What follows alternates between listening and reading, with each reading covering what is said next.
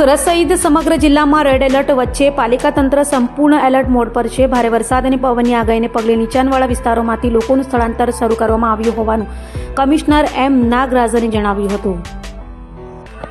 સુરત સહિત સમગ્ર જિલ્લામાં આજે રેડ એલર્ટ જાહેર કરવામાં આવ્યું છે. હવામાન વિભાગની આગાહીને પગલે પાલિકા તંત્ર દ્વારા અગમચેતીના તમામ પગલાં લેવામાં આવી રહ્યા છે. પાલિકા કમિશનર એમ નાગરાજને જણાવ્યું હતું કે રેડ એલર્ટની અસર દેખાઈ રહી છે અને મોડી રાત સુધીમાં ભારે પવન સાથે વરસાદની તીવ્રતા વધી શકે છે. લોકોને બિનજરૂરી બહાર ન નીકળવા અને સાવચેત રહેવા અપીલ કરવામાં આવી છે.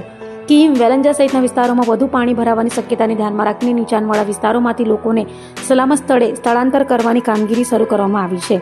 પરિસ્થિતિનો સામનો કરવા એનડીઆરએફ અને એસડીઆરએફની ટીમોને સ્ટેન્ડ બાય રાખવામાં આવી છે. ઉપરાંત જિલ્લા કલેક્ટર દ્વારા ભારતીય સેનાની એક પ્લાટૂન પણ સ્ટેન્ડ બાય રાખવા માંગ કરવામાં આવી છે. શાળા અને કોલેજોમાં રજા જાહેર કરવામાં આવી છે. પાલિકા કમિશનરે વધુમાં જણાવ્યું હતું કે જાનહાનિ અને માલ મિલકતને નુકસાન ન થાય તે માટે સમગ્ર તંત્ર સંપૂર્ણ તૈયારીઓ સાથે સતત મોનિટરિંગ કરી રહ્યું છે.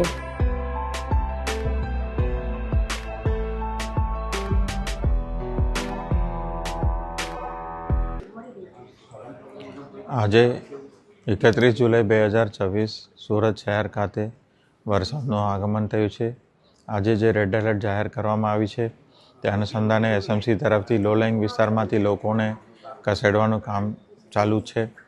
એ સિવાય તમામ શહેરીજનોને વિનંતી છે કે આજે આખા દિવસ વરસાદ પડવાનો છે અને સાંજે ભારે પવન સાથે તેજ પવન સાથે આવવાની શક્યતા છે અને એ મુજબનું વાતાવરણ હવે બની રહ્યું છે. તો તમામને ઘરે સુરક્ષિત રહેવા માટે વિનંતી છે. આજે સ્કૂલ કોલેજો પણ બંધ કરવામાં આવી છે. માર્કેટ એસોસિએશન તરફથી પણ બંધ રાખવા માટેનું આહવાન એસોસિએશન તરફથી પણ આપવામાં આવેલા છે. તો તમામ શહેરીજનોને આજે સુરક્ષિત ઘરે રહેવા અને સુરક્ષિત સ્થળે પોતાનું માલ સામાનને ખસેડી દેવા માટે ખાસ કરીને લો લાઇંગ વિસ્તારમાં જે લોકો રહેતા હોય એમને પણ ખાસ અનુરોધ કરવામાં આવે છે. સાવચેતીથી રહીએ તો આપણે જાનહાનિ કે માલહાનિનું નુકસાન આપણે ટાળી શકીએ છીએ. રેડ એલર્ટ છે તો આપણે બધાએ તૈયાર રહેવું જોઈએ.